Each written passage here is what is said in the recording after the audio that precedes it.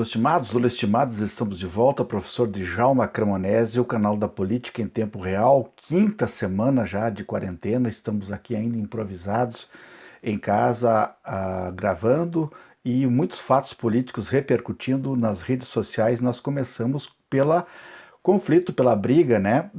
Nós estamos enfrentando, além do coronavírus, temos enfrentado tragédias do governo Bolsonaro. E horas antes do depoimento, Bolsonaro chama Moro de Judas.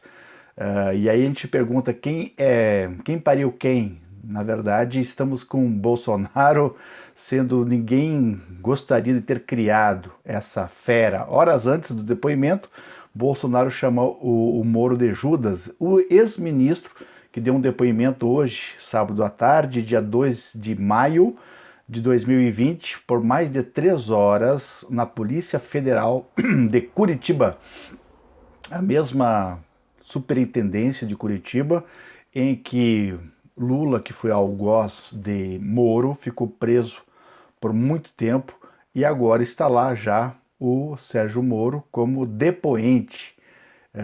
E mais ainda que nos assusta é que nas redes sociais assistimos que um conflito bastante interessante, os bolsomínios de um lado defendendo, claro, Jair Bolsonaro, e do outro lado, em Curitiba, conflito os lavajateiros, aqueles que defendem Sérgio Moro.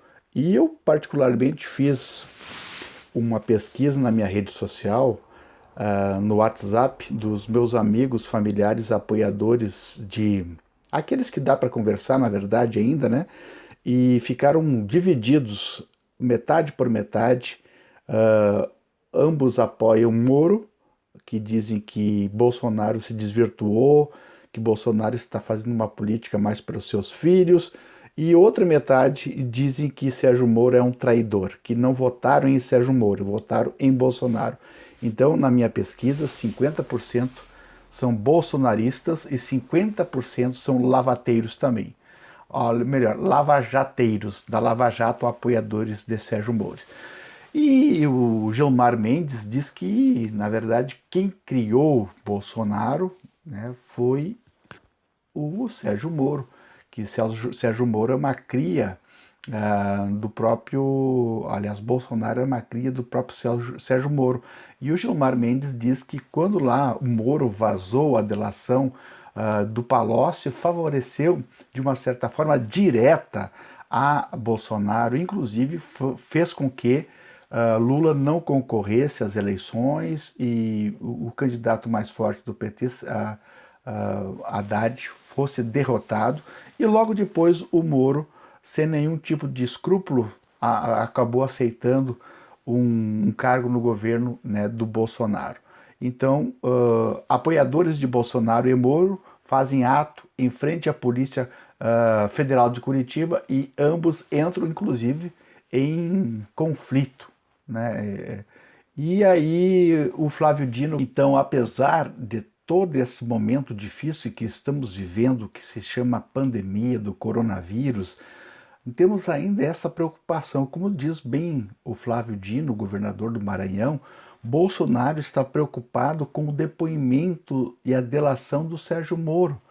Ele que criou mais essa confusão quando deveria estar preocupado com o coronavírus, as mortes, as consequências sociais, a desorganização da Caixa Econômica Federal, que todos nós podemos presenciar nos meios de comunicação, filas numéricas, homéricas, no aspecto de retirar essa ajuda simples que está ali, o dólar nas alturas, o mundo econômico e político está ruindo e Bolsonaro está preocupado com a delação do Moro. A preocupação dele, aliás, muito pelo contrário, Bolsonaro continua caminhando nas ruas, continua batendo foto, continua tomando café, gerando aglomerações, cumprimentando apoiadores, comerciantes, postos de gasolina, como foi agora em Goiás. O presidente ainda tirou suas máscaras em diversas vezes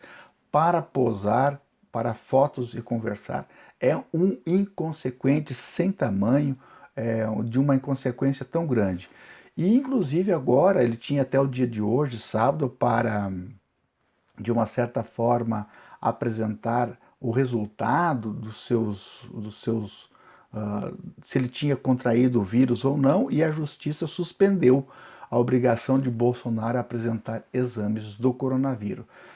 E é muito preocupante isso. Se ele foi infectado, estava com coronavírus, ele foi para a rua abraçar, está indo inclusive para a rua e infectando outras pessoas.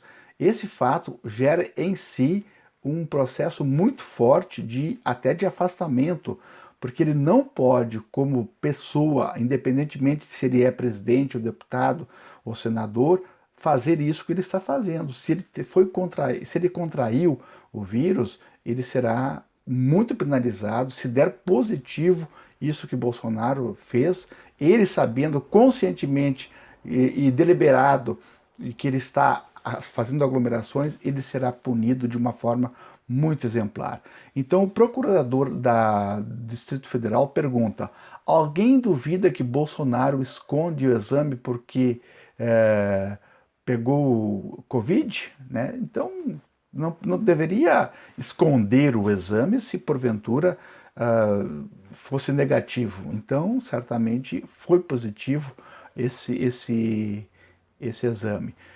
E a Damares, que fala bobagem, né, evangélica, fala bobagem cada pouco, e ela minimiza os impactos das mortes, ao invés de se solidarizar com os mortos, com as famílias, com o governo, fazer políticas para que menos pessoas ou mais atendimento, ela está dizendo: não chegamos a 500 mil, não chegamos a maio sem 1 milhão de mortos. Ela fala como se fosse, se morresse uma pessoa do coronavírus, ela deveria ser lamentada. Se morresse uma, e morreram já milhares de pessoas.